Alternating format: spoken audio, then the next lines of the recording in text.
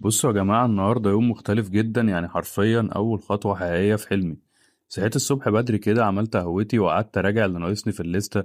دقيق أو خميرة، سكر، زيت، شوكولاتة، وباقي المكونات اللي هحتاجها علشان أول تجربة إنتاج للدوناتس بتاعتي. وأنا بكتب الليستة كده كنت حاسس إن دي مش مجرد مشتريات، دي بداية طريق. نزلت من البيت وركبت العربية والطريق كان زحمة، بس قلبي كان فرحان ومتحمس جدا. يعني كنت بفكر في كل التفاصيل اللي جاية، في الطعم اللي عايزه يكون مميز، في شكل الدونت، في كل حاجة صغيرة ممكن تفرق. وصلت المحل الجملة وبدأت ألف بين الرفوف. بصراحة إحساس غريب كده، إنك تشوف الحاجات اللي كنت بتشتريها قبل كده للاستخدام العادي دلوقتي تشتريها لمشروعك ولحلمك. فضلت أدور على أحسن نوع شوكولاتة، وأسأل عن الدقيق اللي يناسب العجينة تكون طرية وخفيفة. وأنا هناك كنت متحمس جدا. كل كيس وكل علبة بحطها في العربية كأني بحط حجر جديد في أساس المشروع ده.